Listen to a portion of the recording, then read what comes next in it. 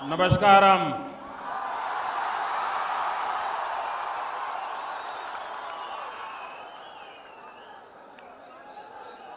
मंच पर विराजमान भारतीय जनता पार्टी के प्रदेश अध्यक्ष श्रीमान कुम्मनम राजशेखरन जी, एनडीए के प्रदेश संयोजक और इस चुनाव का नेतृत्व संभाल रहे मेरे मित्र श्रीमान वेलापल्ली नटेशन जी,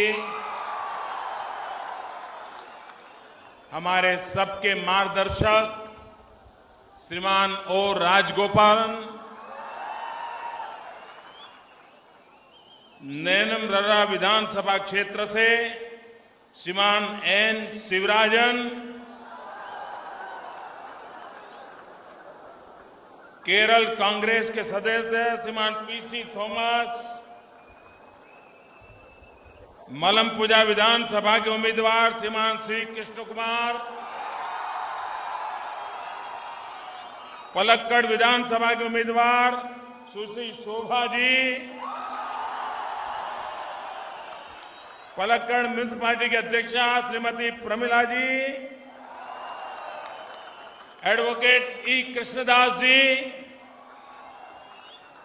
कांगड़ विधानसभा के सुश्री रेणु सुरेश, अलाथूर विधानसभा के श्रीमान श्री कुमारन मास्टर, तरूर विधानसभा के श्रीमान केवी दिवाकरन, पतांबिक विधानसभा के एडवोकेट पी मनोज, चित्तूर से श्रीमान शशि कुमार और मेरे भाषण को हमेशा संभालने वाले जॉर्ज कुरियर जी, सोरानूर विधानसभा से श्रीमान बीपी चंद्रन जी, श्रीमान अनुराग जी, मंच पर विराजमान सभी वरिष्ठ महानुभाव और विशाल संख्या में पधारे हुए मेरे प्यारे भाइयों और बहनों, नमस्कारम। एंटे सहोदरी सहोदर नमारे।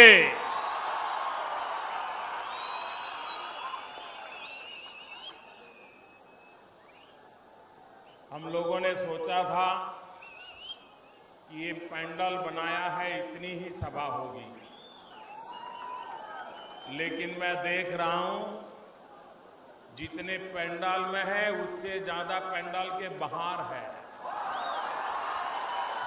ഈ യോഗം സംഘടിപ്പിച്ച അവസരത്തിൽ നമ്മൾ കരുതിയത് ഈ പന്തൽ ഉണ്ടാക്കിയപ്പോൾ ആ പന്തലിന്റെ ഉള്ളിലായിരിക്കും ജനങ്ങൾ ഉണ്ടാകുക എന്നാണ്. എനിക്ക് കാണുവാൻ സാധിക്കും ആ പന്തലിന്റെ വെളിയിലാണ് പന്തലിൽ ഉള്ളതിനേക്കാൾ കൂടുതൽ ജനസംഖ്യ എന്ന് എനിക്ക് കാണുവാൻ സാധിക്കുന്നു. मैं सबसे पहले ये जो धूप में तड़के में तप रहे हैं, जिनको पंडाल के बाहर खड़े रहना पड़ा है, हमारी ये व्यवस्था कम पड़ गई और उसके कारण आपको तकलीफ हुई है, इसके लिए मैं सबसे पहले आप सबकी क्षमा मांगता हूं. ആദ്യമായിട്ട് ഞാൻ പറയുവാൻ ആഗ്രഹിക്കുകയാണ്, ഈ പന്തലിന്റെ വെളിയിലായിട്ട് ഈ കത്തിയെരിയുന്ന സൂര്യന്റെ പ്രകാശത്തിൽ നിൽക്കുന്ന നമ്മുടെ സഹോദരന്മാരോട് നമ്മുടെ വ്യവസ്ഥ കുറഞ്ഞു പോയതുകൊണ്ട് നിങ്ങൾക്ക് ചൂടേക്കേണ്ടി വന്നതിൽ ഞാൻ ആദ്യമായിട്ട് ക്ഷമാപണം നടത്തുകയാണ്. लेकिन आप जो इतने भयंकर ताप में तप रहे हो,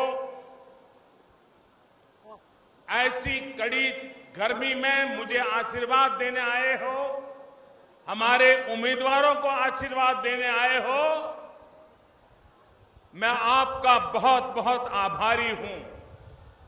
തീർച്ചയായിട്ടും ഈ ഭയങ്കരമായിട്ടുള്ള ചൂടിലോ എങ്ങനെ ജനസാഗരമായിട്ട് എന്നെയും അതുപോലെ തന്നെ നമ്മുടെ സ്ഥാനാർത്ഥികളെയും ആശീർവദിക്കുവാൻ വന്നിരിക്കുന്ന നിങ്ങളെ ഞാൻ अभिवादन ചെയ്യുകയാണ്. लेकिन मैं आपको विश्वास दिलाता हूं ये जो आप तपस्या कर रहे हैं, आप तप रहे हैं, ये कठिनाई झेल रहे हैं, मैं आपकी इस तपस्या को कभी बेकार नहीं जाने दूंगा। തീർച്ചയായിട്ടും ഞാൻ പറയുവാൻ ആഗ്രഹിക്കുകയാണ്, നിങ്ങൾ കലാകാലങ്ങളായിട്ട് നടത്തുന്ന ഈ തപസ്യയുണ്ടല്ലോ, രാഷ്ട്രീയ പ്രവർത്തനത്തിന്റെ, അതുപോലെ തന്നെ കഠിനമായിട്ടുള്ള നിങ്ങളുടെ പ്രവർത്തനങ്ങള് അത് സഫലമാക്കുവാൻ വേണ്ടി ഞാൻ പ്രയത്നിക്കുക തന്നെ ചെയ്യും. आपने मुझे जो प्यार दिया है, इस प्यार को मैं ब्याज समेत लौटाऊंगा. തീർച്ചയായിട്ടും ഈ സ്നേഹത്തിന് പലിശ സഹിതം ഞാൻ തിരിച്ചു തരുന്നതായിരിക്കും. और मैं विकास करके लौटाऊंगा. मेरे भाइयों बहनों, विकास करके लौटाऊंगा. തീർച്ചയായിട്ടും വികസനത്തിന്റെ രൂപത്തിലായിരിക്കും ഞാൻ അങ്ങനെ നിങ്ങൾക്ക് നൽകുന്നത്. मैं हैरान हूं, एक गॉड्स ओन कंट्री, हर हिंदुस्तानी ये बात बताते समय इतना गर्व महसूस करता है, इतना अभिमान महसूस करता है, लेकिन पिछले 60 साल तक जिन्होंने यहां राज किया है, सिवाय केरल को बर्बाद करने के कुछ नहीं किया है. ഞാൻ പറയുവാൻ ആഗ്രഹിക്കുന്നു, ഇത് ദൈവത്തിന്റെ സ്വന്തം രാജ്യമാണ്. ഇന്ത്യയിലെ ജനങ്ങള് ഇത് പറയുന്ന അവസരത്തിൽ അഭിമാനിക്കുകയാണ്. പക്ഷെ ഞാൻ പറയുവാൻ ആഗ്രഹിക്കുന്നു, 60 വർഷ കാലഘട്ടമായിട്ട് ഇവിടെ ഭരിച്ചവരോ ഈ രാജ്യത്തിന് വേണ്ടി ഒന്നും ചെയ്യുവാൻ വേണ്ടി ശ്രമിച്ചിട്ടില്ല എന്ന് പറയുവാൻ ആഗ്രഹിക്കുകയാണ്. मैं इस धरती पर पहले भी कई बार आया, कई जनसभाएं भी संबोधित की है, लेकिन ऐसा दृश्य मैं आज पहली बार देख रहा हूं. ഞാൻ ഈ സംസ്ഥാനത്ത് പല പ്രാവശ്യം വന്നിട്ടുണ്ട്, പല പൊതുയോഗങ്ങളിലും ഞാൻ പങ്കെടുത്തിട്ടുണ്ട്. പക്ഷെ ഇത്രയും വലിയ ജനസാഗരം ഞാൻ ആദ്യമായിട്ടാണ് കാണുന്നത്. केरल के इस चुनाव की मेरी ये पहली सभा है, और वैसे भी पालघाट ये केरल का प्रवेश द्वार है. അതുപോലെ തന്നെ ഞാൻ പറയുവാൻ ആഗ്രഹിക്കുകയാണ്, ഇത്രയും വലിയ ജനസമൂഹത്തെ ഞാൻ ഇവിടെ കണ്ടിട്ടില്ല. പാലക്കാട് എന്ന് പറയുന്നത് ഈ സംസ്ഥാനത്തേക്കുള്ള പടിവാതിലാണെന്ന് പറയുവാൻ ഞാൻ ആഗ്രഹിക്കുകയാണ്. और अगर प्रवेश द्वार पर इतना जोश के साथ स्वागत होता है, तो इस बार केरल की विधानसभा में एक तीसरी शक्ति, निर्णायक शक्ति उभर करके आ रही है. ये मैं साफ देख रहा हूं भाई. കേരളത്തിന്റെ പടിവാതിലിൽ ഇത്രയും ആവേശകരമായിട്ടുള്ള സ്വീകരണമാണ് കിട്ടുന്നതെങ്കിൽ പറയുവാൻ ഞാൻ ആഗ്രഹിക്കുകയാണ്, ഈ കേരളത്തിന്റെ നിയമസഭയില് ഒരു മൂന്നാം ശക്തി ഉയർക്കൊള്ളുന്നു എന്നുള്ളതിന്റെ ലക്ഷണമാണ് എന്ന് പറയുവാൻ ഞാൻ ആഗ്രഹിക്കുകയാണ്. केरल के मेरे भाइयों बहनों, हिंदुस्तान में सबसे ज्यादा पढ़े लिखे लोग आप हैं. पूरे हिंदुस्तान को अगर जानना है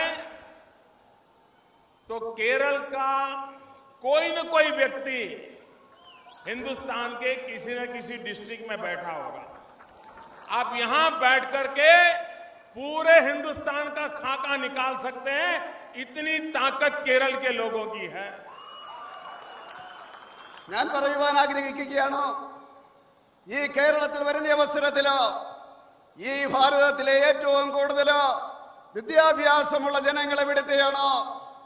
ഇന്ത്യയിൽ എവിടെ പോയി കഴിഞ്ഞാലും ഭാരതത്തിന്റെ എല്ലാ ജില്ലകളിലും ഒരു മലയാളി ഉണ്ടാകും.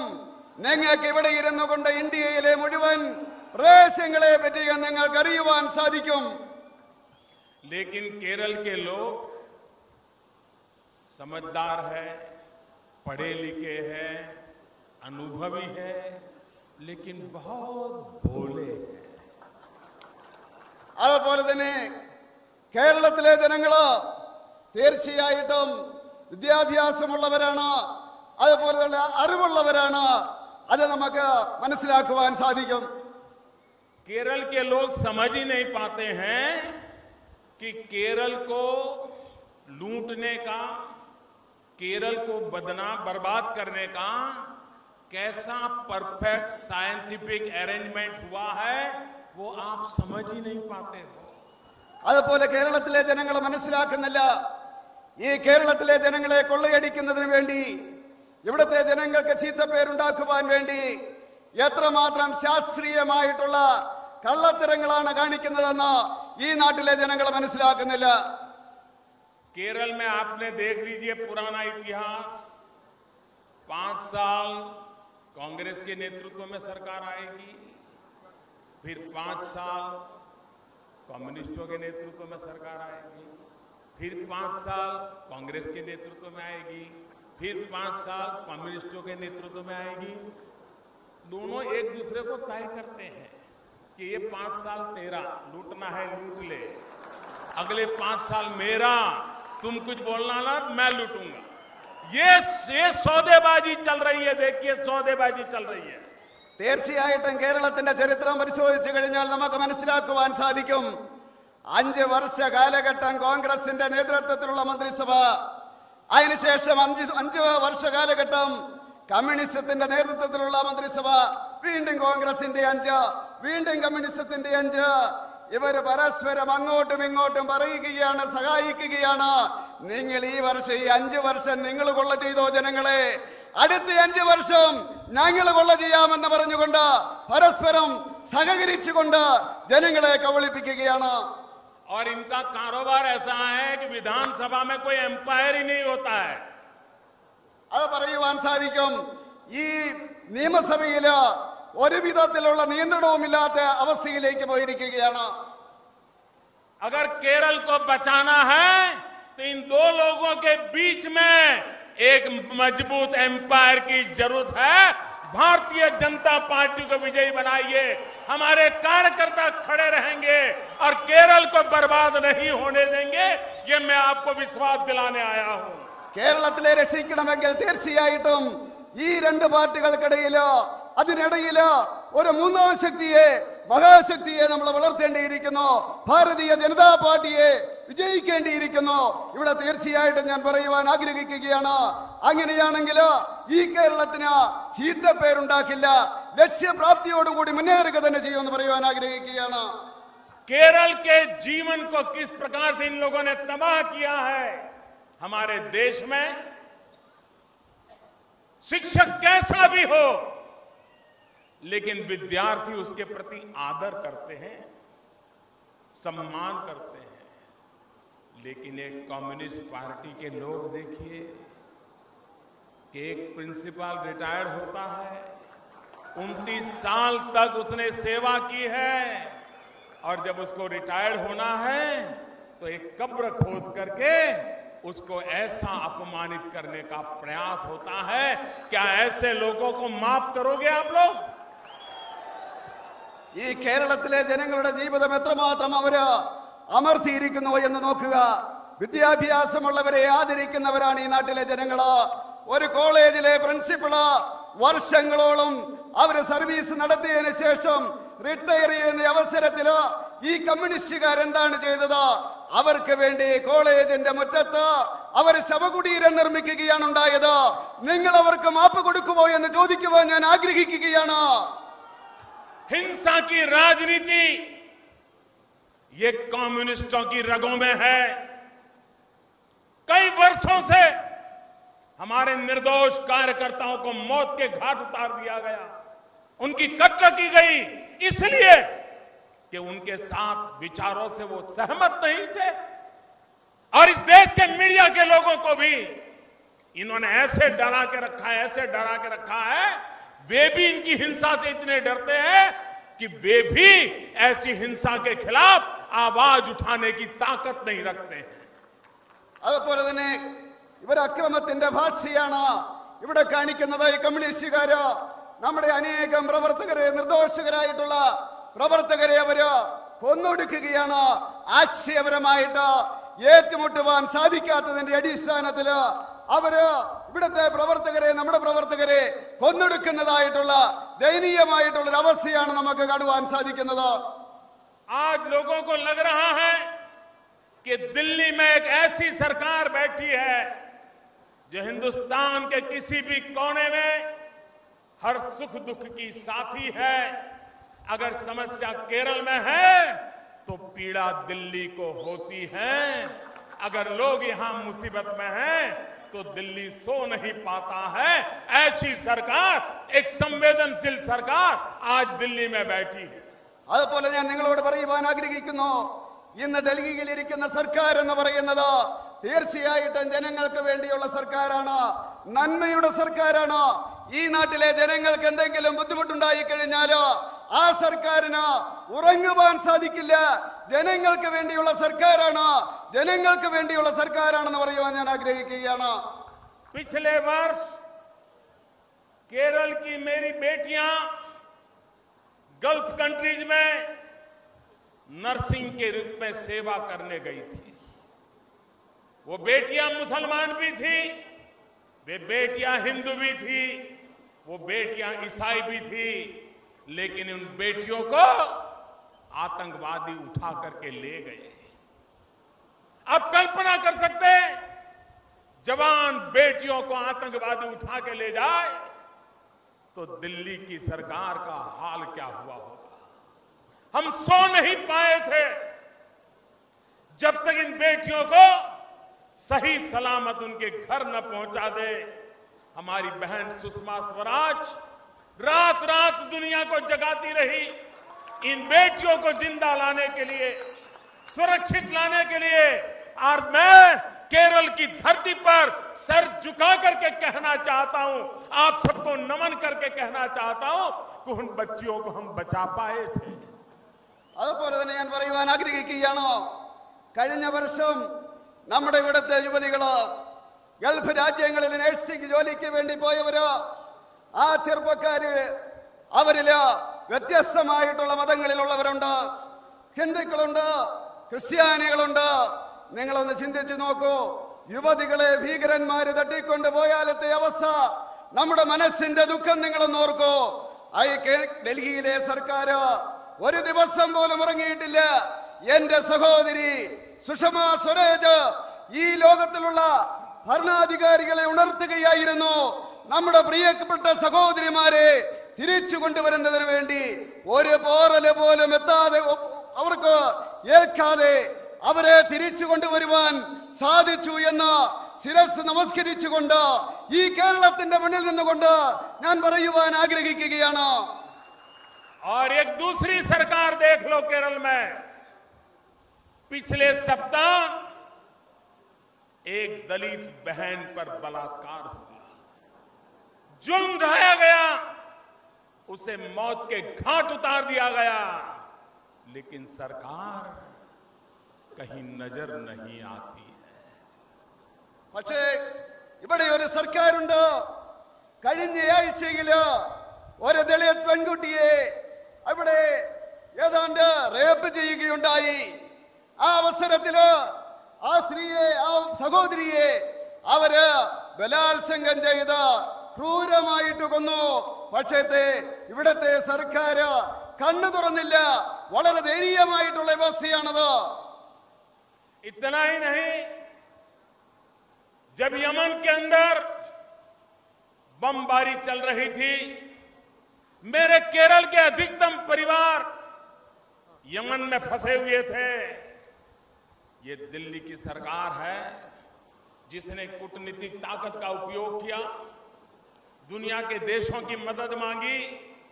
बमबारी के बीच से यमन से हजारों हजारों भारतीय, जिसमें ज्यादातर मेरे केरल के भाई थे, छोटे छोटे बालक थे, इनको हम जिंदा लौटा करके ले आए और उनके परिवार को सही सलामत सौंप दिया।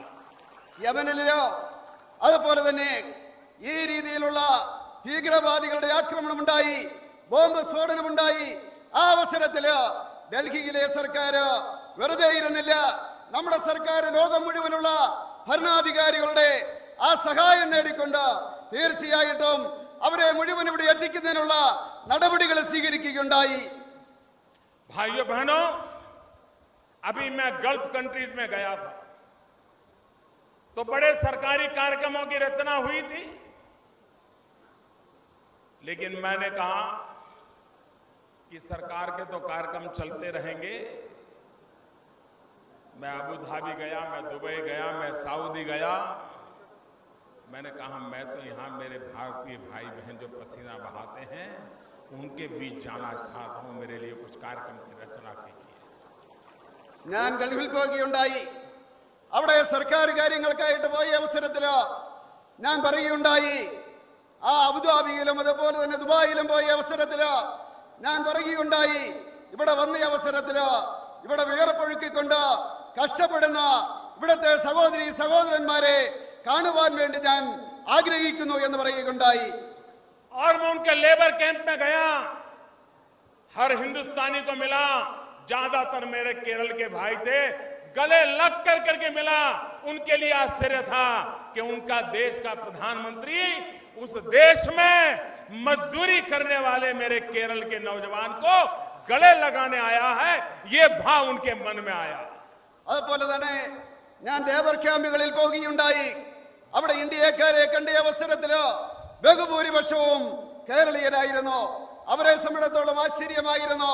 ഭാരതത്തിന്റെ പ്രധാനമന്ത്രി അവിടെ പണിയെടുക്കുന്ന സാധാരണക്കാരായിട്ടുള്ള അവിടുത്തെ പ്രവർത്തകരെ കാണുവാൻ വേണ്ടി വന്നു എന്നുള്ളതിൽ അവർക്ക് അത്ഭുതമായിരുന്നു, സന്തോഷമായിരുന്നു.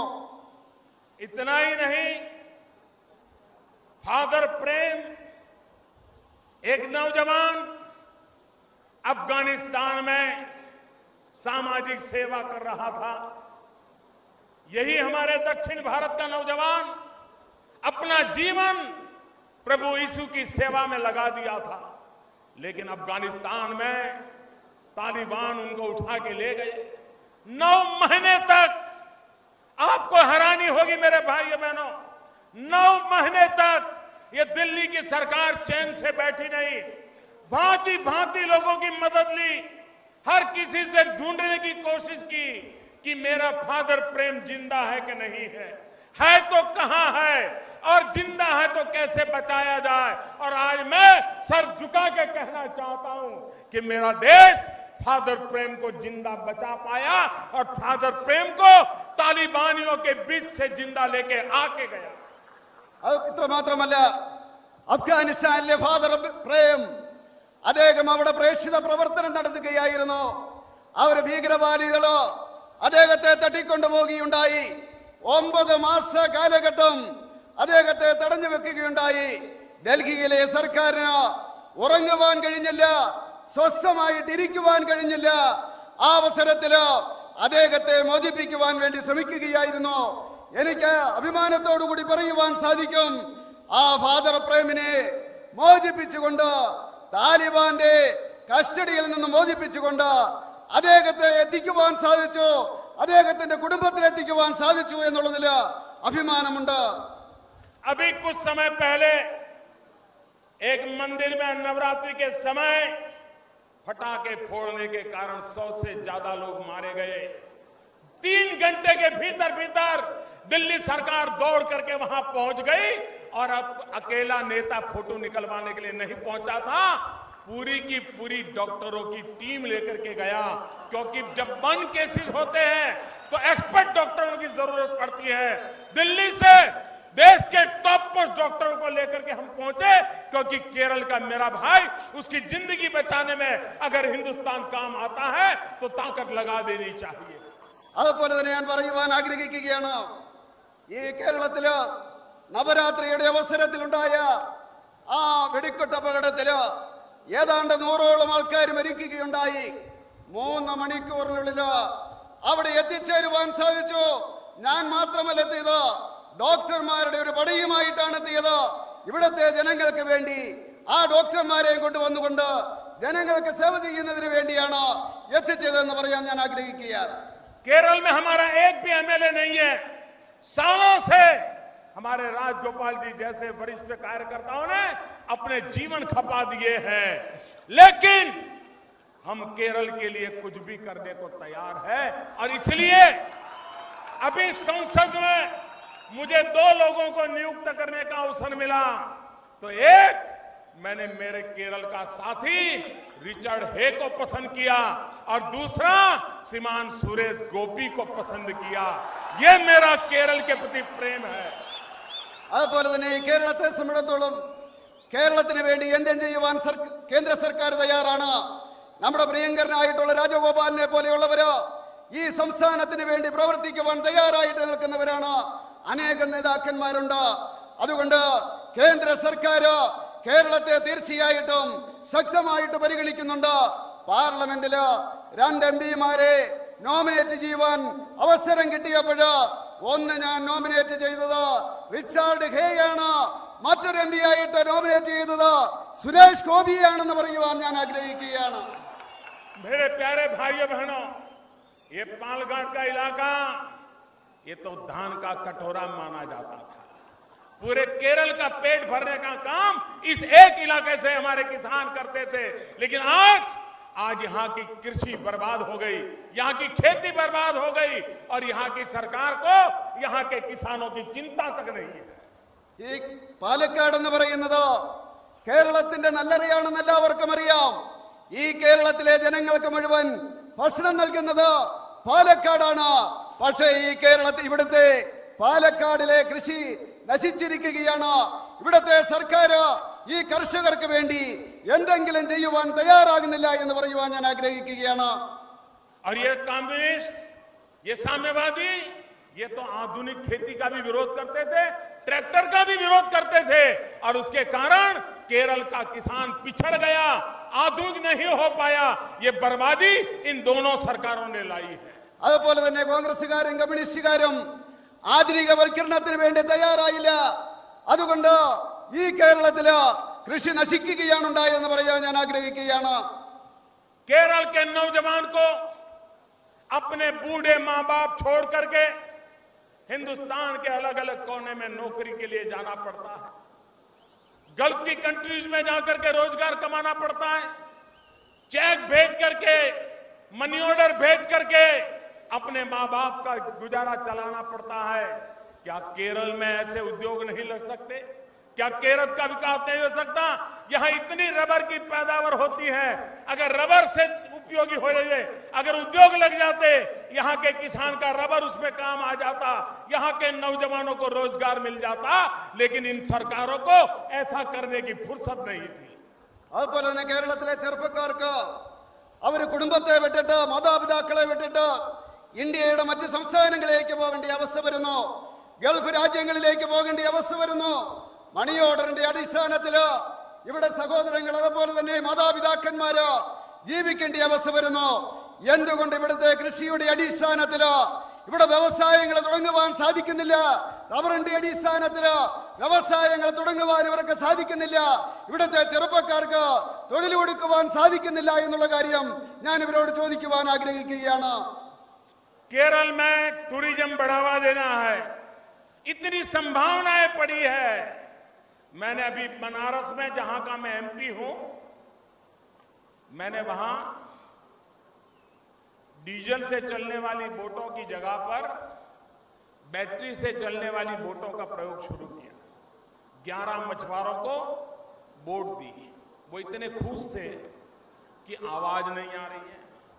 रोज का 500 रुपया जो डीजल का खर्चा होता था वो बच गया और सोलर एनर्जी से वे अपनी बैटरी चार्ज करते हैं और दिन भर टूरिस्टों को लेकर के गंगा में वो घूमते रहते हैं. पर डे उनकी इनकम में 500 रुपया बढ़ गया. ഈ കേരളത്തെ സംബന്ധിച്ചിടത്തോളം വളരെയധികം സാധ്യതയുള്ള ഒരു സംസ്ഥാനമാണ്.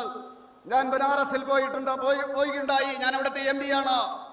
അവിടെ ചെന്ന അവസരത്തില് ഈ മോട്ടോർ, ഡീസലിന്റെ മോട്ടോർ മാറ്റിയിട്ട് അവിടുത്തെ മീൻപിടുത്തക്കാർക്ക് ആ ബോട്ടിൽ ഉപയോഗിക്കുന്നതിന് വേണ്ടി ബാറ്ററിയുടെ ഈ മോട്ടോർ കൊടുക്കുകയുണ്ടായി.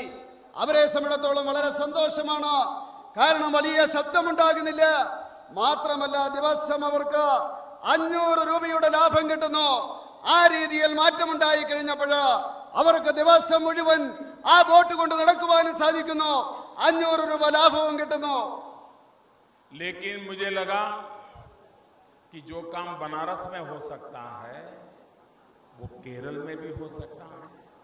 यहाँ के भी मेरे मछुआरों को बैटरी वाली बोट मिल सकती है, सोलर एनर्जी से बैटरी चार्ज की जा सकती है. लेकिन मैं बोलते समय डर रहा था मैं सोच रहा था कि अगर मैं केरल में जाकर के सोलार के लिए बोलूंगा, सोलार पावर के लिए बोलूंगा, तो यहां तो बड़ा बम फूट जाएगा, बड़ा धमाका हो जाएगा। എനിക്ക് തോന്നുന്നു ബനാറസില് അങ്ങനെ കൊടുത്ത ബാറ്ററിയുടെ അടിസ്ഥാനത്തില് മോട്ടോർ പ്രവർത്തിപ്പിക്കുന്ന രീതി ഇവിടുത്തെ മീൻപിടുത്തക്കാർക്കും നടത്തുവാൻ സാധിക്കും. സോളാർ എനർജിയുടെ അടിസ്ഥാനത്തില് അത് ചാർജ് ചെയ്യുവാൻ സാധിക്കും. അത് ഈ കേരളത്തിൽ ചെയ്യുവാൻ സാധിക്കും. പക്ഷെ ഇവിടെ വരുന്ന സോളാറിനെ പറ്റി പറയുവാൻ എനിക്ക് പേടിയാണ്. സോളാർ എന്ന് പറഞ്ഞു കഴിഞ്ഞാല് ഇവിടെ ബോംബ് പൊട്ടുന്ന അവസ്ഥയാണുള്ളത്. നിങ്ങൾക്കറിയാവുന്നതുപോലെ സോളാർ എന്ന് പറഞ്ഞു കഴിഞ്ഞാൽ ജനങ്ങൾ എന്താണ് ധരിക്കുന്നത് നിങ്ങൾക്കറിയാം. सरकार में फर्क कैसा होता है? बनारस में सोलार वाली बैटरी नाविक की जिंदगी चलाती है, लेकिन केरल में सोलार सरकार को जला देती है. സർക്കാരും തമ്മിലുള്ള വ്യത്യാസമാണ് നിങ്ങൾക്ക് കാണുവാൻ സാധിക്കുന്നത്. ബനാറസില് ആ സോളാറിന്റെ ബാറ്ററി കൊണ്ട് മീൻപിടുത്തക്കാർക്ക് ബോട്ട് പ്രവർത്തിക്കുവാൻ സാധിക്കുമെങ്കിൽ കേരളത്തില് സോളാർ കൊണ്ട് സർക്കാരിന്റെ അവിടുത്തെ മന്ത്രിമാരുടെ കീശ വീർപ്പിക്കുന്ന അവസ്ഥയാണ് ഉണ്ടാകുന്നത്. भाइयों बहनों, भारत ने, हमारे वैज्ञानिकों ने 7 सैटेलाइट छोड़े हैं. उन 7 सैटेलाइट के द्वारा अब हमारे मोबाइल फोन पर हम भारत की जीपीएस सिस्टम से काम कर सकते हैं. ये जीपीएस सिस्टम से कौन सी जगह कहां है, रास्ता कहां है, कैसे जाना, इसका पूरा गाइडलाइन उससे मिलता है. अब तक हम अमेरिका की जीपीएस सिस्टम का उपयोग करते थे, किसी और के दिखाए रास्ते पर चलना पड़ता था. हमने तय किया अब हिंदुस्तान किसी और के दिखाए रास्ते पर नहीं चलेगा. हिंदुस्तान खुद अपना रास्ता तय करेगा, हिंदुस्तान खुद अपने रास्ते तय करके चलेगा. मंजिल हम तय करेंगे. और इसलिए ये जो नया सैटेलाइट 7 लगे हैं, भारत की जो जीपीएस सिस्टम आई है, उसका मैंने नाम रखा है नाविक. नाविक नाम रखा है. और लोग मुझे पूछ रहे थे कि विदेश के लोगों को नाविक समझ नहीं आएगा. मैंने कहा अगर उनको नाविक समझ नहीं आएगा तो मैं कहूंगा अरे केरल जाके मेरे मछुआरों को मिल लो, नाविक क्या होता है पता चल जाएगा. അതുപോലെ തന്നെ ഇന്ത്യയെ സംബന്ധിച്ചിടത്തോളം GPS സിസ്റ്റം ഉണ്ടാക്കുന്നതിന് വേണ്ടിയുള്ള പുതിയ ഉപഗ്രഹം നമ്മൾ വിക്ഷേപിച്ചിരിക്കുകയാണ്. ഇത്രയും കാലഘട്ടമായിട്ട് നമ്മുടെ അമേരിക്കയുടെ GPS സിസ്റ്റത്തെയാണ് ആശ്രയിച്ചിരുന്നത്. വേറൊരു രാജ്യത്തിന്റെ GPS ശാസ്ത്ര സാങ്കേതിക വിദ്യയാണ് നമ്മൾ ഉപയോഗിച്ചിരുന്നത്. പക്ഷേ നമ്മൾ തീരുമാനിച്ചു നമ്മൾ ആരെയും ആശ്രയിക്കേണ്ട കാര്യമില്ല. നമ്മുടേതായിട്ടുള്ള സാങ്കേതിക വിദ്യ ഉണ്ടാക്കും, നമ്മൾ തന്നെ നമ്മളുടെ അജണ്ട ഉണ്ടാക്കും. അതിന്റെ അടിസ്ഥാനത്തില് ശാസ്ത്ര പുരോഗതി നേടും. അതുകൊണ്ട് ആ ശാസ്ത്ര സാങ്കേതിക വിദ്യയ്ക്ക് ഞാൻ നാവിക് എന്നാണ് പേരിട്ടത്. ഇവിടെ ചില ആൾക്കാർ പറയുകയുണ്ടായി നാവിക് എന്ന് പറഞ്ഞു കഴിഞ്ഞാല് അത് വിദേശത്തുള്ളവർക്ക് മനസ്സിലാവില്ല എന്ന് പറയുകയുണ്ടായി. പക്ഷേ ഞാൻ അവരോട് പറഞ്ഞു നിങ്ങൾ കേരളത്തിൽ പോകൂ, അവിടുത്തെ മീൻപിടുത്തക്കാരോട് ചോദിക്കൂ, നാവിക് എന്താണെന്ന് അവരോട് ചോദിക്കൂ, അവരത് പറഞ്ഞു തരുമെന്ന് ഞാൻ പറയുകയുണ്ടായി. भाइयों बहनों, भारत सरकार का एक ही मंत्र है विकास. हमारी सभी समस्याओं का समाधान एक ही है विकास.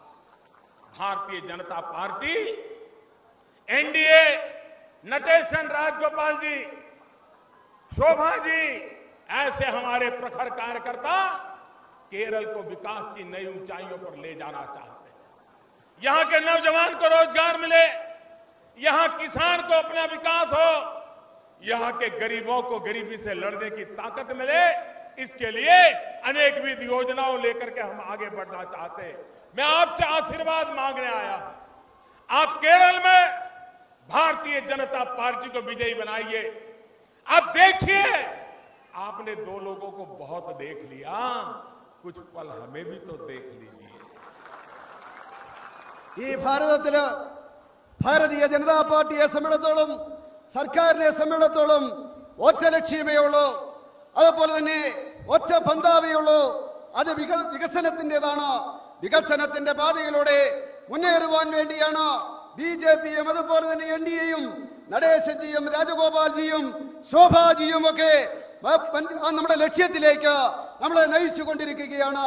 ഞാൻ പറയുവാൻ ആഗ്രഹിക്കുകയാണ്, ഈ കേരളത്തില് NDA അധികാരത്തിൽ വരികയാണെങ്കിൽ ഇവിടുത്തെ ചെറുപ്പക്കാരുടെ തൊഴിലില്ലായ്മ പരിഹരിക്കും, കൃഷിക്കാരുടെ പ്രശ്നം പരിഹരിക്കും, അതുപോലെ തന്നെ ദാരിദ്ര്യമില്ലായ്മ ചെയ്യും. ഞാൻ നിങ്ങളുടെ ആശീർവാദത്തിന് വേണ്ടി വന്നിരിക്കുകയാണ്.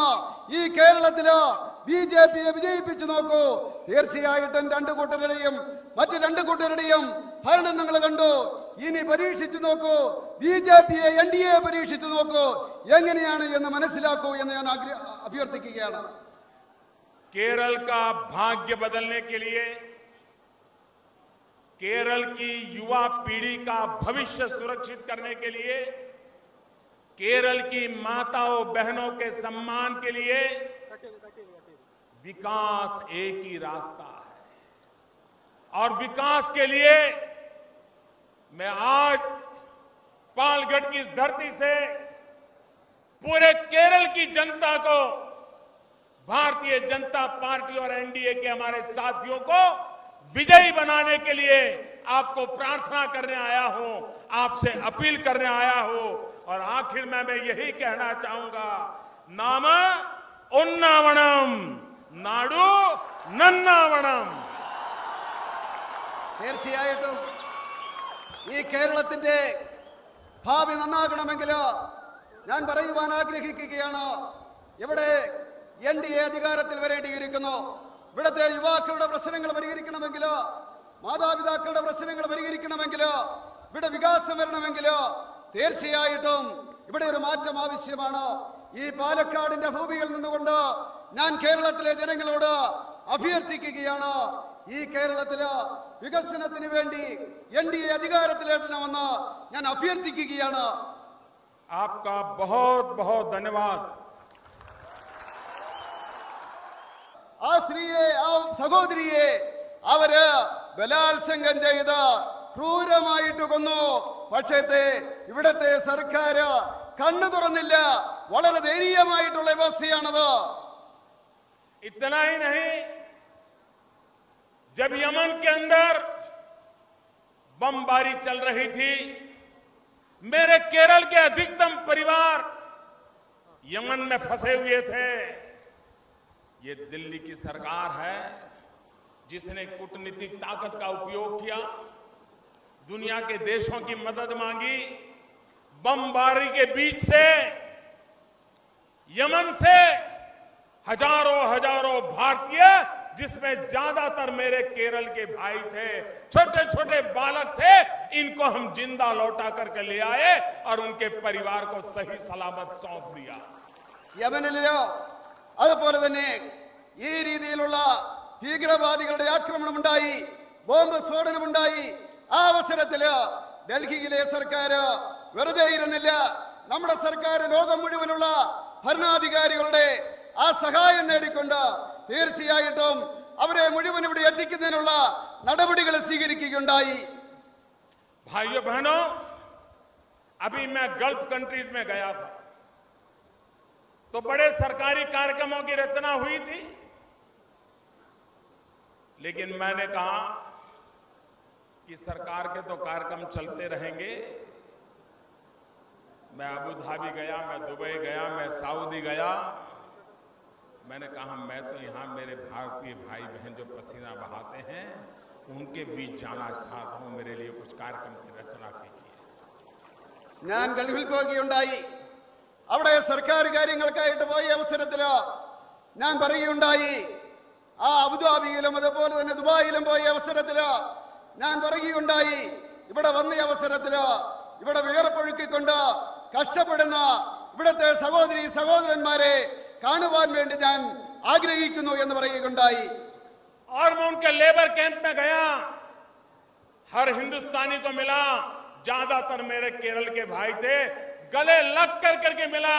उनके लिए आश्चर्य था कि उनका देश का प्रधानमंत्री उस देश में मजदूरी करने वाले मेरे केरल के नौजवान को गले लगाने आया है, ये भाव उनके मन में आया। അതുപോലെ തന്നെ ഞാൻ ലേബർ ക്യാമ്പുകളിൽ പോകുകയുണ്ടായി. അവിടെ ഇന്ത്യക്കാരെ കണ്ട അവസരത്തില് ബഹുഭൂരിപക്ഷവും കേരളീയരായിരുന്നു. അവരെ സംബന്ധിച്ചിടത്തോളം ആശ്ചര്യമായിരുന്നു. ഭാരതത്തിന്റെ പ്രധാനമന്ത്രി അവിടെ പണിയെടുക്കുന്ന സാധാരണക്കാരായിട്ടുള്ള അവിടുത്തെ പ്രവർത്തകരെ കാണുവാൻ വേണ്ടി വന്നു എന്നുള്ളതില് അവർക്ക് അത്ഭുതമായിരുന്നു, സന്തോഷമായിരുന്നു. इतना ही नहीं, फादर प्रेम एक नौजवान अफगानिस्तान में सामाजिक सेवा कर रहा था। यही हमारे दक्षिण भारत का नौजवान अपना जीवन प्रभु यीशु की सेवा में लगा दिया था, लेकिन अफगानिस्तान में तालिबान उनको उठा के ले गए। 9 महीने तक, आपको हैरानी होगी मेरे भाइयों बहनों, 9 महीने तक ये दिल्ली की सरकार चैन से बैठी नहीं, भांति भांति लोगों की मदद ली, हर किसी से ढूंढने की कोशिश की कि मेरा फादर प्रेम जिंदा है कि नहीं है तो कहां है, और जिंदा है तो कैसे बचाया जाए। और आज मैं सर झुका के कहना चाहता हूं कि मेरा देश फादर प्रेम को जिंदा बचा पाया, और फादर प्रेम को तालिबानियों के बीच से जिंदा लेके आके गया। അത് ഇത്ര മാത്രമല്ല, അഫ്ഗാനിസ്ഥാനിലെ ഫാദർ പ്രേം അദ്ദേഹം അവിടെ പ്രേക്ഷിത പ്രവർത്തനം നടത്തുകയായിരുന്നു. അവർ ഭീകരവാദികളോ അദ്ദേഹത്തെ തട്ടിക്കൊണ്ടുപോകുകയുണ്ടായി. 9 മാസ കാലഘട്ടം അദ്ദേഹത്തെ തടഞ്ഞു വെക്കുകയുണ്ടായി. ഡൽഹിയിലെ സർക്കാരിന് ഉറങ്ങുവാൻ കഴിഞ്ഞില്ല, സ്വസ്ഥമായിട്ടിരിക്കുവാൻ കഴിഞ്ഞില്ല. ആ അവസരത്തില് അദ്ദേഹത്തെ മോചിപ്പിക്കുവാൻ വേണ്ടി ശ്രമിക്കുകയായിരുന്നു. എനിക്ക് അഭിമാനത്തോടുകൂടി പറയുവാൻ സാധിക്കും, ആ ഫാദർ പ്രേമിനെ മോചിപ്പിച്ചുകൊണ്ട്, താലിബാന്റെ കസ്റ്റഡിയിൽ നിന്ന് മോചിപ്പിച്ചുകൊണ്ട് അദ്ദേഹത്തെ എത്തിക്കുവാൻ സാധിച്ചു, അദ്ദേഹത്തിന്റെ കുടുംബത്തിൽ എത്തിക്കുവാൻ സാധിച്ചു എന്നുള്ളതിൽ അഭിമാനമുണ്ട്. अभी कुछ समय पहले एक मंदिर में नवरात्रि के समय फटाके फोड़ने के कारण 100 से ज्यादा लोग मारे गए। 3 घंटे के भीतर भीतर दिल्ली सरकार दौड़ करके वहां पहुंच गई, और अब अकेला नेता फोटो निकलवाने के लिए नहीं पहुंचा था, पूरी की पूरी डॉक्टरों की टीम लेकर के गया, क्योंकि जब बर्न केसेस होते हैं तो एक्सपर्ट डॉक्टरों की जरूरत पड़ती है। दिल्ली से देश के टॉप मोस्ट डॉक्टरों को लेकर के हम पहुंचे, क्योंकि केरल का मेरा भाई, उसकी जिंदगी बचाने में अगर हिंदुस्तान काम आता है तो ताकत लगा देनी चाहिए। അതുപോലെ തന്നെ ഞാൻ പറയുവാൻ ആഗ്രഹിക്കുകയാണ്, ഈ കേരളത്തില് നവരാത്രിയുടെ അവസരത്തിലുണ്ടായ ആ വെടിക്കെട്ട് അപകടത്തില് ഏതാണ്ട് 100ഓളം ആൾക്കാർ മരിക്കുകയുണ്ടായി. 3 മണിക്കൂറിനുള്ളിൽ അവിടെ എത്തിച്ചേരുവാൻ സാധിച്ചു. ഞാൻ മാത്രമല്ല എത്തിയത്, ഡോക്ടർമാരുടെ ഒരു പടയുമായിട്ടാണ് എത്തിയത്. ഇവിടുത്തെ ജനങ്ങൾക്ക് വേണ്ടി ആ ഡോക്ടർമാരെ കൊണ്ടുവന്നുകൊണ്ട് ജനങ്ങൾക്ക് സേവ ചെയ്യുന്നതിന് വേണ്ടിയാണ് എത്തിച്ചതെന്ന് പറയാൻ ഞാൻ ആഗ്രഹിക്കുകയാണ്. केरल में हमारा एक भी एमएलए नहीं है। सालों से हमारे राजगोपाल जी जैसे वरिष्ठ कार्यकर्ताओं ने अपने जीवन खपा दिए हैं, लेकिन हम केरल के लिए कुछ भी करने को तैयार है। और इसलिए अभी संसद में मुझे 2 लोगों को नियुक्त करने का अवसर मिला। तो एक, मैंने मेरे केरल का साथी रिचर्ड हे को पसंद किया, और दूसरा श्रीमान सुरेश गोपी को पसंद किया। ये मेरा केरल के प्रति प्रेम है। അതുപോലെ തന്നെ ഈ കേരളത്തെ സംബന്ധിച്ചിടത്തോളം കേരളത്തിന് വേണ്ടി എന്തും ചെയ്യുവാൻ കേന്ദ്ര സർക്കാർ തയ്യാറാണ്. നമ്മുടെ പ്രിയങ്കരനായിട്ടുള്ള രാജഗോപാലിനെ പോലെയുള്ളവര് ഈ സംസ്ഥാനത്തിന് വേണ്ടി പ്രവർത്തിക്കുവാൻ തയ്യാറായിട്ട് നിൽക്കുന്നവരാണ്. അനേകം നേതാക്കന്മാരുണ്ട്. അതുകൊണ്ട് കേന്ദ്ര സർക്കാർ കേരളത്തെ തീർച്ചയായിട്ടും ശക്തമായിട്ട് പരിഗണിക്കുന്നുണ്ട്. പാർലമെന്റില് 2 എംപിമാരെ നോമിനേറ്റ് ചെയ്യുവാൻ അവസരം കിട്ടിയപ്പോൾ ഒന്ന് ഞാൻ നോമിനേറ്റ് ചെയ്തത് റിച്ചാർഡ് ഹേയാണ്, മറ്റൊരു എംപി ആയിട്ട് നോമിനേറ്റ് ചെയ്തത് സുരേഷ് ഗോപിയാണെന്ന് പറയുവാൻ ഞാൻ ആഗ്രഹിക്കുകയാണ്. मेरे प्यारे भाइयों बहनों, ये पालघाट का इलाका, ये तो धान का कटोरा माना जाता था। पूरे केरल का पेट भरने का काम इस एक इलाके से हमारे किसान करते थे, लेकिन आज आज यहां की कृषि बर्बाद हो गई, यहां की खेती बर्बाद हो गई और यहां की सरकार को यहां के किसानों की चिंता तक नहीं है। ഈ പാലക്കാട് എന്ന് പറയുന്നത് കേരളത്തിന്റെ നല്ലറിയാണെന്ന് എല്ലാവർക്കും അറിയാം. ഈ കേരളത്തിലെ ജനങ്ങൾക്ക് മുഴുവൻ ഭക്ഷണം നൽകുന്നത് പാലക്കാടാണ്. പക്ഷേ ഈ കേരളത്തിൽ ഇവിടുത്തെ പാലക്കാടിലെ കൃഷി നശിച്ചിരിക്കുകയാണ്. ഇവിടുത്തെ സർക്കാർ ഈ കർഷകർക്ക് വേണ്ടി എന്തെങ്കിലും ചെയ്യുവാൻ തയ്യാറാകുന്നില്ല എന്ന് പറയുവാൻ ഞാൻ ആഗ്രഹിക്കുകയാണ്. और ये कम्युनिस्ट, ये साम्यवादी, ये तो आधुनिक खेती का भी विरोध करते थे, ट्रैक्टर का भी विरोध करते थे और उसके कारण केरल का किसान पिछड़ गया, आधुनिक नहीं हो पाया। ये बर्बादी इन दोनों सरकारों ने लाई है. അതുപോലെ തന്നെ കോൺഗ്രസുകാരും കമ്മ്യൂണിസ്റ്റുകാരും ആധുനികവൽക്കരണത്തിന് വേണ്ടി തയ്യാറായില്ല. അതുകൊണ്ട് ഈ കേരളത്തില് കൃഷി നശിക്കുകയാണ് ഉണ്ടായെന്ന് പറയാൻ ഞാൻ ആഗ്രഹിക്കുകയാണ്. केरल के नौजवान को अपने बूढ़े मां बाप छोड़ करके हिंदुस्तान के अलग अलग कोने में नौकरी के लिए जाना पड़ता है, गल्फ की कंट्रीज में जाकर के रोजगार कमाना पड़ता है, चेक भेज करके, मनी ऑर्डर भेज करके अपने मां बाप का गुजारा चलाना पड़ता है. क्या केरल में ऐसे उद्योग नहीं लग सकते? क्या केरल का विकास नहीं हो सकता? यहां इतनी रबर की पैदावार होती है, अगर रबर से उपयोगी हो रही है, अगर उद्योग लग जाते, यहां के किसान का रबर उसमें काम आ जाता, यहां के नौजवानों को रोजगार मिल जाता. लेकिन इन सरकारों को ऐसा करने की फुर्सत नहीं थी. അതുപോലെ തന്നെ കേരളത്തിലെ ചെറുപ്പക്കാർക്ക് അവര് കുടുംബത്തെ വിട്ടിട്ട് മാതാപിതാക്കളെ വിട്ടിട്ട് ഇന്ത്യയുടെ മറ്റ് സംസ്ഥാനങ്ങളിലേക്ക് പോകേണ്ട അവസ്ഥ വരുന്നു, ഗൾഫ് രാജ്യങ്ങളിലേക്ക് പോകേണ്ട അവസ്ഥ വരുന്നു. മണി ഓർഡറിന്റെ അടിസ്ഥാനത്തില് ഇവിടെ സഹോദരങ്ങൾ അതുപോലെ തന്നെ മാതാപിതാക്കന്മാര് ജീവിക്കേണ്ട അവസ്ഥ വരുന്നു.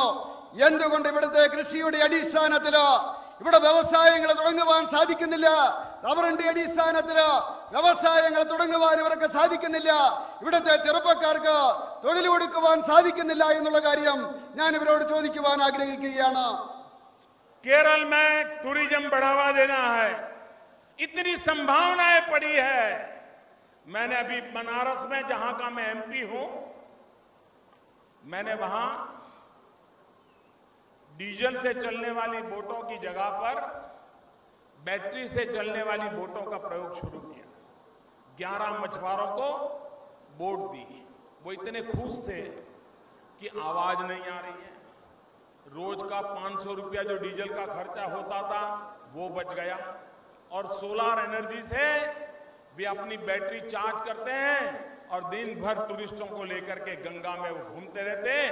पर डे उनकी इनकम में 500 रुपया बढ़ गया. ഈ കേരളത്തെ സംബന്ധിച്ചിടത്തോളം വളരെയധികം സാധ്യതയുള്ള ഒരു സംസ്ഥാനമാണ്. ഞാൻ ബനാറസിൽ പോയിട്ടുണ്ടായി. ഞാൻ അവിടുത്തെ എംപി ആണ്. അവിടെ ചെന്ന അവസരത്തില് ഈ മോട്ടോർ ഡീസലിന്റെ മോട്ടോർ മാറ്റിയിട്ട് അവിടുത്തെ മീൻപിടുത്തക്കാർക്ക് ആ ബോട്ടിൽ ഉപയോഗിക്കുന്നതിന് വേണ്ടി ബാറ്ററിയുടെ ഈ മോട്ടോർ കൊടുക്കുകയുണ്ടായി. അവരെ സംബന്ധിച്ചിടത്തോളം വളരെ സന്തോഷമാണ്. കാരണം വലിയ ശബ്ദമുണ്ടാകുന്നില്ല. മാത്രമല്ല ദിവസം അവർക്ക് 500 രൂപയുടെ ലാഭം കിട്ടുന്നു. ആ രീതിയിൽ മാറ്റമുണ്ടായി കഴിഞ്ഞപ്പോൾ അവർക്ക് ദിവസം മുഴുവൻ ആ ബോട്ട് കൊണ്ട് നടക്കുവാനും സാധിക്കുന്നു. 500 രൂപ ലാഭവും കിട്ടുന്നു. लेकिन मुझे लगा कि जो काम बनारस में हो सकता है वो केरल में भी हो सकता है. यहाँ के भी मेरे मछुआरों को बैटरी वाली बोट मिल सकती है, सोलर एनर्जी से बैटरी चार्ज की जा सकती है. लेकिन मैं बोलते समय डर रहा था. मैं सोच रहा था कि अगर मैं केरल में जाकर के सोलार के लिए बोलूंगा, सोलार पावर के लिए बोलूंगा, तो यहां तो बड़ा बम फूट जाएगा, बड़ा धमाका हो जाएगा. എനിക്ക് തോന്നുന്നു ബനാറസില് അങ്ങനെ കൊടുത്ത ബാറ്ററിയുടെ അടിസ്ഥാനത്തില് മോട്ടോർ പ്രവർത്തിപ്പിക്കുന്ന രീതി ഇവിടുത്തെ മീൻപിടുത്തക്കാർക്കും നടത്തുവാൻ സാധിക്കും. സോളാർ എനർജിയുടെ അടിസ്ഥാനത്തില് അത് ചാർജ് ചെയ്യുവാൻ സാധിക്കും. അത് ഈ കേരളത്തിൽ ചെയ്യുവാൻ സാധിക്കും. പക്ഷെ ഇവിടെ വന്ന സോളാറിനെ പറ്റി പറയുവാൻ എനിക്ക് പേടിയാണ്. സോളാർ എന്ന് പറഞ്ഞു കഴിഞ്ഞാല് ഇവിടെ ബോംബ് പൊട്ടുന്ന അവസ്ഥയാണുള്ളത്.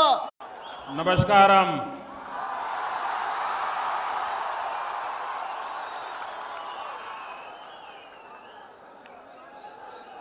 मंच पर विराजमान भारतीय जनता पार्टी के प्रदेश अध्यक्ष श्रीमान कुम्मनम राजशेखरन जी, एनडीए के प्रदेश संयोजक और इस चुनाव का नेतृत्व संभाल रहे मेरे मित्र श्रीमान वेलापल्ली नटेशन जी, हमारे सबके मार्गदर्शक श्रीमान ओ राजगोपालन, नेनमररा विधानसभा क्षेत्र से श्रीमान एन शिवराजन,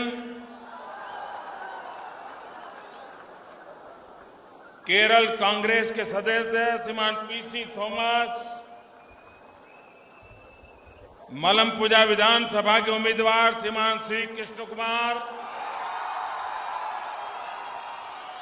पलक्कड़ विधानसभा के उम्मीदवार सुश्री शोभा जी, पलक्कड़ म्युनिसिपैलिटी की अध्यक्षा श्रीमती प्रमिला जी, एडवोकेट ई कृष्णदास जी, कांगड़ विधानसभा के सुश्री रेणु सुरेश, अलाथू विधानसभा के श्रीमान श्री कुमारन मास्टर, तरूर विधानसभा के श्रीमान केवी दिवाकरन, पताम्बिक विधानसभा के एडवोकेट पी मनोज, चित्तूर से श्रीमान शशि कुमार और मेरे भाषण को हमेशा संभालने वाले जॉर्ज कुरियर जी, सोरानूर विधानसभा से श्रीमान बीपी चंद्रन जी, श्रीमान अनुराग जी, मंच पर विराजमान सभी वरिष्ठ महानुभाव और विशाल संख्या में पधारे हुए मेरे प्यारे भाइयों और बहनों,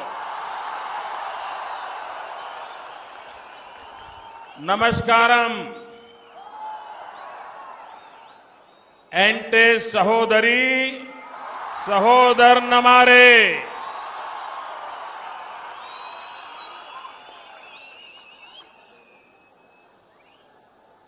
हम लोगों ने सोचा था कि ये पंडाल बनाया है इतनी ही सभा होगी, लेकिन मैं देख रहा हूं जितने पंडाल में है उससे ज्यादा पंडाल के बाहर है।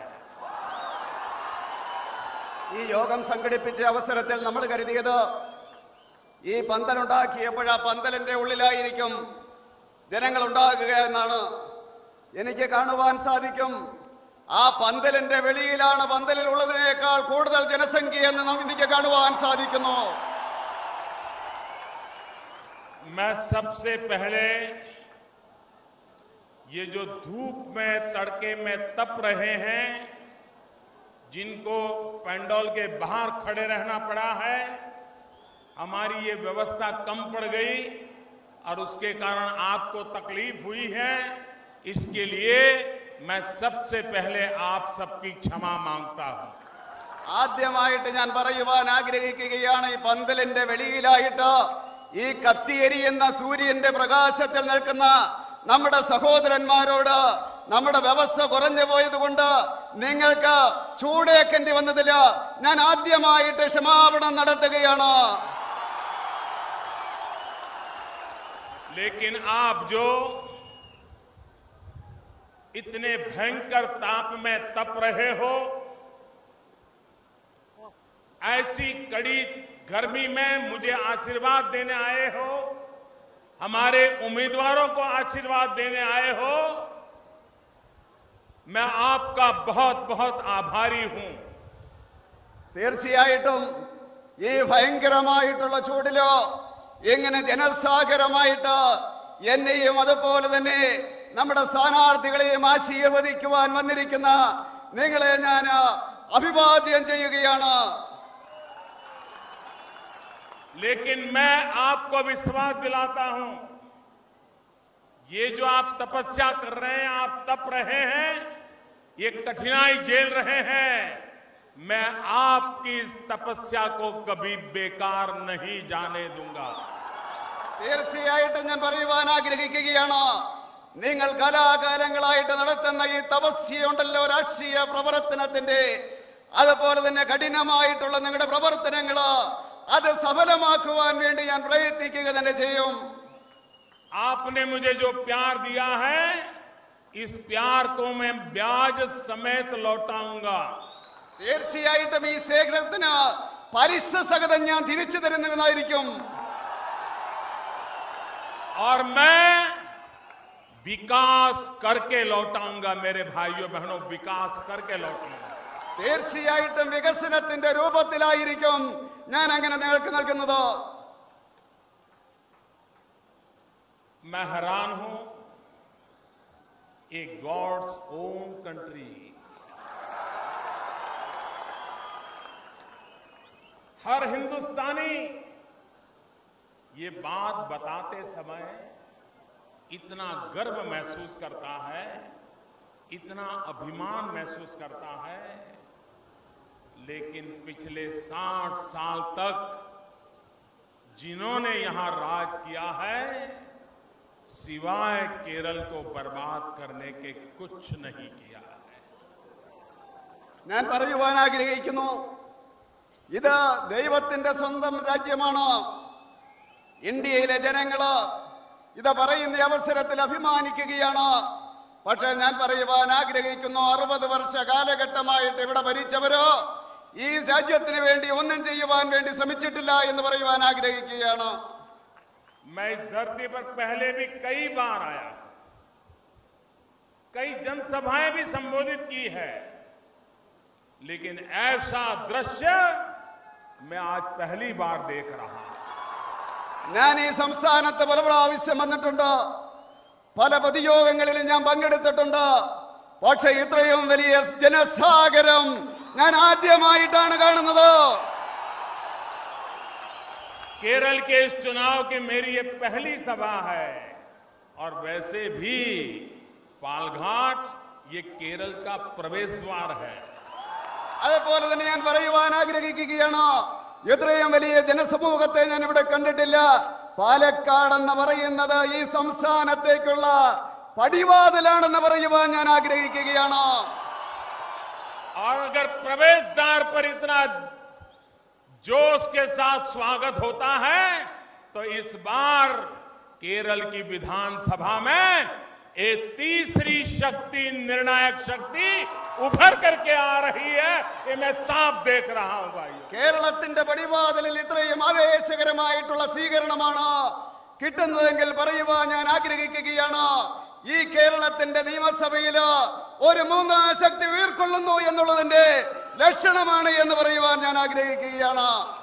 केरल के मेरे भाइयों बहनों, हिंदुस्तान में सबसे ज्यादा पढ़े लिखे लोग आप हैं।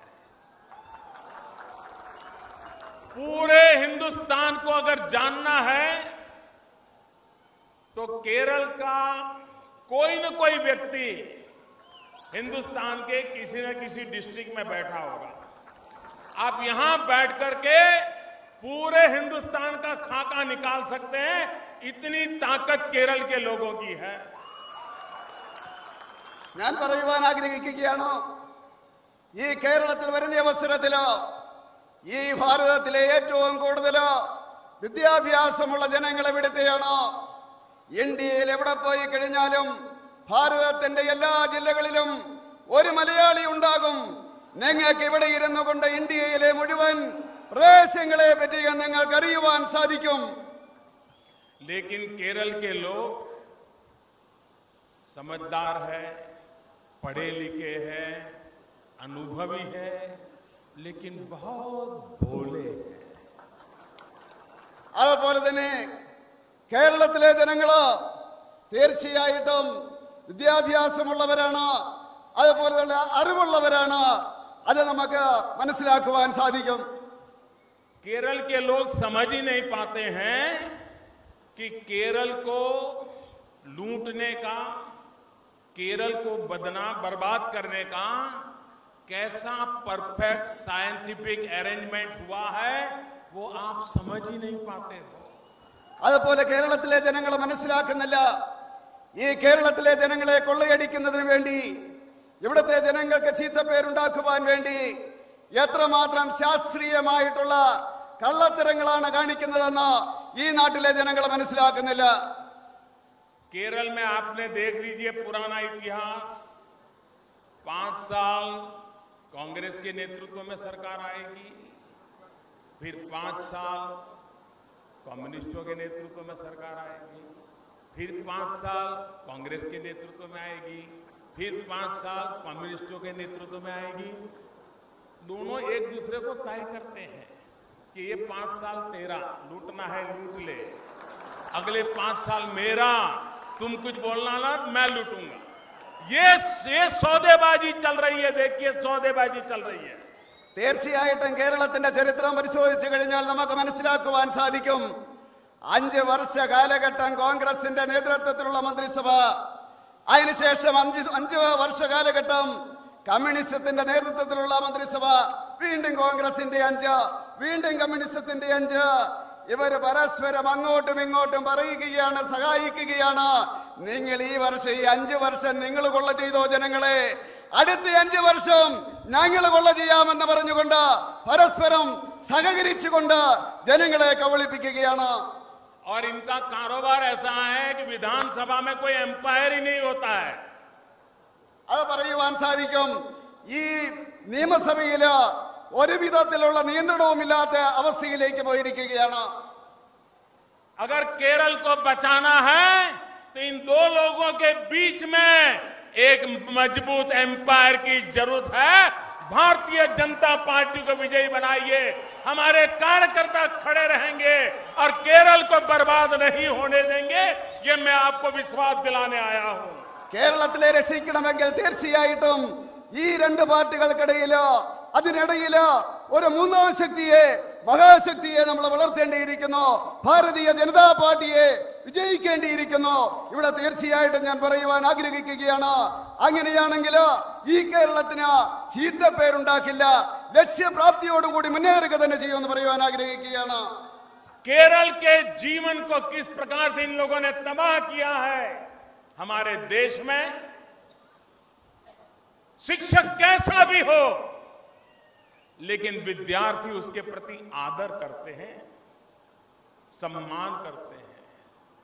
लेकिन एक कम्युनिस्ट पार्टी के लोग देखिए कि एक प्रिंसिपल रिटायर्ड होता है, 29 साल तक उसने सेवा की है, और जब उसको रिटायर्ड होना है तो एक कब्र खोद करके उसको ऐसा अपमानित करने का प्रयास होता है. क्या ऐसे लोगों को माफ करोगे आप लोग? ഈ കേരളത്തിലെ ജനങ്ങളുടെ ജീവിതം എത്രമാത്രം അവര് അമർത്തിയിരിക്കുന്നു എന്ന് നോക്കുക. വിദ്യാഭ്യാസമുള്ളവരെ ആദരിക്കുന്നവരാണ് ഈ നാട്ടിലെ ജനങ്ങള്. ഒരു കോളേജിലെ പ്രിൻസിപ്പള് വർഷങ്ങളോളം അവര് സർവീസ് നടത്തിയതിനു ശേഷം റിട്ടയർ ചെയ്യുന്ന അവസരത്തില് ഈ കമ്മ്യൂണിസ്റ്റുകാരെന്താണ് ചെയ്തത്? അവർക്ക് വേണ്ടി കോളേജിന്റെ മുറ്റത്ത് അവർ ശവകുടീരം നിർമ്മിക്കുകയാണ് ഉണ്ടായത്. നിങ്ങൾ അവർക്ക് മാപ്പ് കൊടുക്കുമോ എന്ന് ചോദിക്കുവാൻ ഞാൻ ആഗ്രഹിക്കുകയാണ്. हिंसा की राजनीति ये कम्युनिस्टों की रगों में है. कई वर्षों से हमारे निर्दोष कार्यकर्ताओं को मौत के घाट उतार दिया गया, उनकी कत्ल की गई, इसलिए कि उनके साथ विचारों से वो सहमत नहीं थे. और इस देश के मीडिया के लोगों को भी इन्होंने ऐसे डरा के रखा है, ऐसे डरा के रखा है. वे भी इनकी हिंसा से इतने डरते हैं कि वे भी ऐसी हिंसा के खिलाफ आवाज उठाने की ताकत नहीं रखते हैं. അതുപോലെ തന്നെ ഇവർ അക്രമത്തിന്റെ ഭാഷയാണ് ഇവിടെ കാണിക്കുന്നത്. ഈ കമ്മ്യൂണിസ്റ്റുകാര് നമ്മുടെ അനേകം പ്രവർത്തകരെ, നിർദോഷകരായിട്ടുള്ള പ്രവർത്തകരെ അവര് കൊന്നൊടുക്കുകയാണ്. ആശയപരമായിട്ട് ഏറ്റുമുട്ടുവാൻ സാധിക്കാത്തതിന്റെ അടിസ്ഥാനത്തില് അവര് ഇവിടുത്തെ പ്രവർത്തകരെ, നമ്മുടെ പ്രവർത്തകരെ കൊന്നൊടുക്കുന്നതായിട്ടുള്ള ദയനീയമായിട്ടുള്ള ഒരു അവസ്ഥയാണ് നമുക്ക് കാണുവാൻ സാധിക്കുന്നത്. आज लोगों को लग रहा है कि दिल्ली में एक ऐसी सरकार बैठी है जो हिंदुस्तान के किसी भी कोने में हर सुख दुख की साथी है. अगर समस्या केरल में है तो पीड़ा दिल्ली को होती है। अगर लोग यहां मुसीबत में हैं तो दिल्ली सो नहीं पाता है। ऐसी सरकार, एक संवेदनशील सरकार आज दिल्ली में बैठी है। അതുപോലെ ഞാൻ നിങ്ങളോട് പറയുവാൻ ആഗ്രഹിക്കുന്നു, ഇന്ന് ഡൽഹിയിൽ ഇരിക്കുന്ന സർക്കാർ എന്ന് പറയുന്നത് തീർച്ചയായിട്ടും ജനങ്ങൾക്ക് വേണ്ടിയുള്ള സർക്കാരാണ്, നന്മയുടെ സർക്കാരാണ്. ഈ നാട്ടിലെ ജനങ്ങൾക്ക് എന്തെങ്കിലും ബുദ്ധിമുട്ടുണ്ടായി കഴിഞ്ഞാലോ ആ സർക്കാരിന് ഉറങ്ങുവാൻ സാധിക്കില്ല. ജനങ്ങൾക്ക് വേണ്ടിയുള്ള സർക്കാരാണ്, ജനങ്ങൾക്ക് വേണ്ടിയുള്ള സർക്കാരാണെന്ന് പറയുവാൻ ഞാൻ ആഗ്രഹിക്കുകയാണ്. पिछले वर्ष केरल की मेरी बेटियां गल्फ कंट्रीज में नर्सिंग के रूप में सेवा करने गई थी। वो बेटियां मुसलमान भी थी, वे बेटियां हिंदू भी थी, वो बेटियां ईसाई भी थी, लेकिन उन बेटियों को आतंकवादी उठा करके ले गए।